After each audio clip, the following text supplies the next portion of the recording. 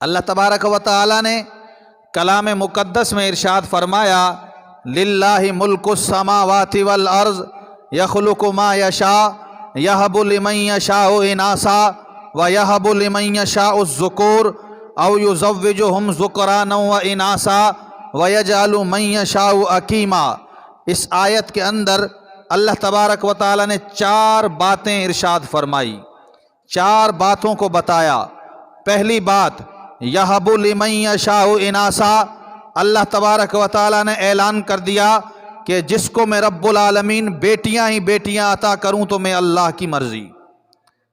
وَيَهَبُ لِمَن يَشَاءُ الذُّكُورَ، دوسری بات جو اللہ رب العالمین نے ارشاد فرمائی کہ میں رب العالمین جس کو بیٹے ہی بیٹے عطا کروں تو میں اللہ رب العالمین کی مرضی۔ تیسری بات او یزوجہم ذکرانا واناثا، رب العالمین نے اعلان کر دیا کہ بیٹے بھی عطا کروں اور بیٹیاں بھی عطا کروں تو میں اللہ رب العالمین کی مرضی۔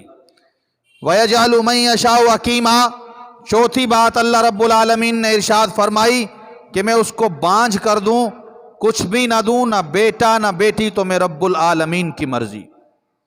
تو اس سے پتہ چلا دوستو کہ اولاد کے خزانے اللہ رب العالمین کے پاس ہیں۔ ہاں اتنا ضرور کرنا چاہیے کہ اللہ سے انسان کو دعا گو ہونا چاہیے، اللہ سے دعا کرنی چاہیے، اللہ سے مانگنا چاہیے، اور سنت کے درجے میں اور دوا بھی کرا لینی چاہیے، اس میں بھی کوئی حرج نہیں ہے۔ لیکن بیٹا دے تب بھی اللہ کی مرضی، بیٹی دے تب بھی اللہ کی مرضی، بیٹے اور بیٹیوں سے نوازے تب بھی اللہ رب العالمین کی مرضی۔ وَيَجْعَلُ مَن يَشَاءُ عَقِيمًا، رب العالمین نہ بیٹا دے نہ بیٹی تب بھی رب العالمین کی مرضی ہے۔ یاد رکھو کہ کسی کی بچی جب گھر میں لاؤ تو اس بات کا تانا نہ دو جب سے یہ آئی ہے اولاد ہی نہیں ہو رہی، نہ بیٹا ہے نہ بیٹی، بات بات پہ اس کو تانے، اس کو خراش پہنچانا، اس کے دل کو ٹھوس پہنچانا، تکلیف پہنچانا۔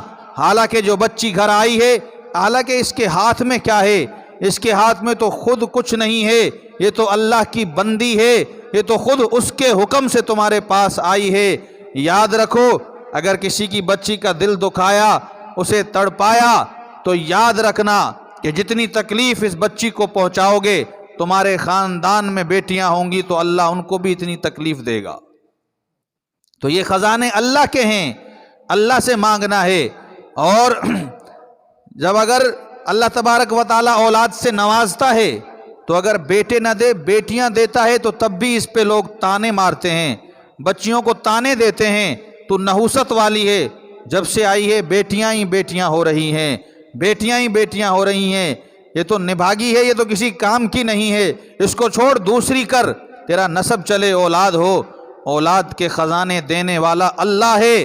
یہب لمن یشاء اناثا ویہب لمن یشاء الذکور او یزوجہم ذکرانا واناثا ویجعل من یشاء عقیما۔ رب نے اعلان کر دیا کہ بندہ 4 باتوں کا اعلان کر رہا ہوں، بیٹیاں عطا کروں تو میں اللہ کی مرضی، دوسری بات بیٹے ہی بیٹے عطا کروں تو میں اللہ کی مرضی، او یزوجہم ذکرانا واناثا، بیٹی اور بیٹے دونوں کٹھے عطا کروں تب بھی میں اللہ کی مرضی، وَيَجْعَلُ مَن يَشَاءُ عَقِيمًا، میں رب العالمین نہ بیٹا عطا کروں نہ بیٹیاں تب بھی رب العالمین میری مرضی ہے۔ یہ خزانے اللہ کے خزانے ہیں، اللہ سے مانگنا چاہیے، اللہ سے توبہ استغفار کرنی چاہیے۔ جو اللہ تبارک و تعالیٰ نے جس کے نصیب کے اندر جو چیز لکھ دی ہے اس کو کوئی مٹا نہیں سکتا۔ اللہ نے فیصلے عزتوں کے کر دیے، کوئی ذلت میں بدل نہیں سکتا۔ اللہ نے فیصلے ذلتوں کے کر لیے، عزتوں میں کوئی بدل نہیں سکتا۔ اللہ نے نصیب مقدر میں خوشیاں لکھی ہیں، کوئی غمی میں تبدیل نہیں کر سکتا۔ اللہ نے غم کے ڈھیر نازل فرما دیے، کوئی اس کو خوشی میں بدل نہیں سکتا۔